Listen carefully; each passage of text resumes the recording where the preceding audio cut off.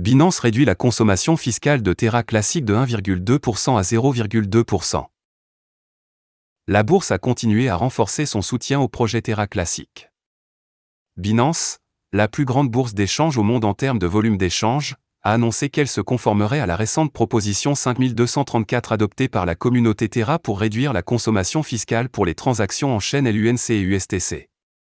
Tel que rapporté par The Crypto Basic, la proposition de réduire la consommation fiscale pour toutes les transactions en chaîne LUNC et USTC de 1,2% à 0,2% a été adoptée hier et sera mise en œuvre aujourd'hui à 12h50 UTC. Sur cette base, Binance mettra également en œuvre les changements pour tous les dépôts et retraits LUNC et USTC sur sa plateforme. La plus grande bourse du monde a indiqué qu'elle réduirait les frais de consolidation pour tous les jetons classiques Terra à 0,2% par rapport à son paramètre précédent de 1,2%. En outre, les frais de consolidation pour les retraits USTC et LUNC seront également réduits de 1,2% à 0,2% une fois la proposition mise en œuvre. Binance a ajouté que les dépôts et les retraits de jetons classiques Terra entraîneront toujours les frais normaux de la bourse. Déplacés pour augmenter le volume de Terra Classic. Rappelons que la communauté Terra Classic a adopté la proposition 5234 hier après une semaine de vote. La proposition a été lancée sur la base de la baisse massive du volume des échanges USTC et LUNC. Les membres de la communauté Terra Classic pensaient que la réduction d'impôt de 1,2% prélevée sur toutes les transactions en chaîne pour LUNC et USTC avait contribué à éloigner de nombreux investisseurs des actifs.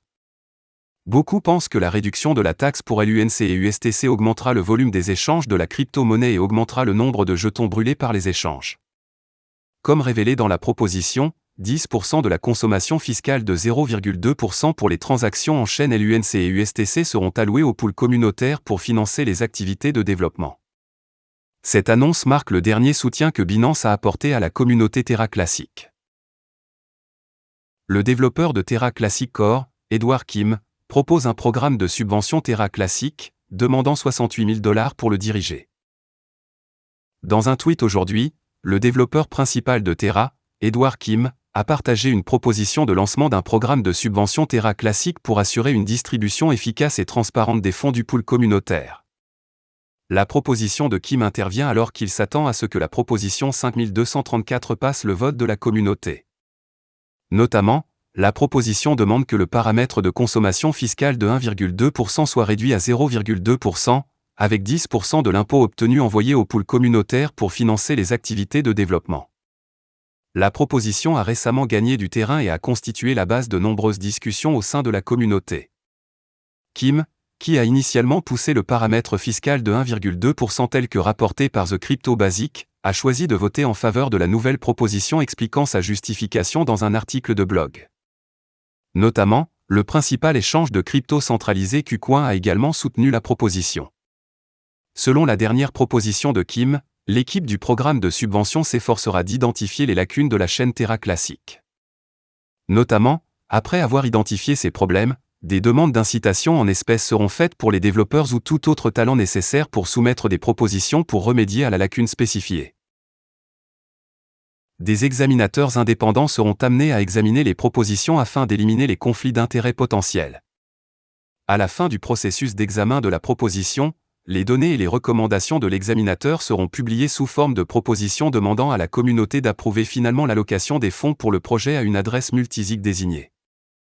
Notamment, la fondation de subvention effectuera des paiements aux bénéficiaires à partir de l'adresse par étape. À cette fin, Kim demande 68 000 $ pour lancer et couvrir les frais de fonctionnement du programme de subvention pour les 6 prochains mois. Il convient de mentionner que le pool communautaire Terra détient actuellement environ 407 millions de LUNC d'une valeur d'environ 120 000 $ au taux de change. Jusqu'à présent, la proposition de Kim a reçu des critiques largement positives, car elle promet de créer un système transparent qui encourage le développement et la découverte de nouveaux talents. Avec des affiliations au Terra Rebel et Terra Vita, Kim a promis de se récuser des subventions impliquant les deux parties. La chaîne Terra Classic s'est récemment classée 60e parmi les chaînes défis avec un peu plus de 12 millions de $ de valeur totale verrouillée. La communauté espère reconstruire la chaîne et retrouver sa gloire passée alors qu'elle était juste derrière Ethereum avec plus de 30 milliards de $ en TVL. Cependant, le manque actuel d'utilité et de parité technologique avec les chaînes concurrentes fait obstacle. Voilà, c'est tout pour cette vidéo. Si tu as aimé, n'oublie pas de mettre un pouce bleu et un commentaire. Abonne-toi pour rester toujours informé. Et je vous dis à bientôt pour la prochaine vidéo crypto.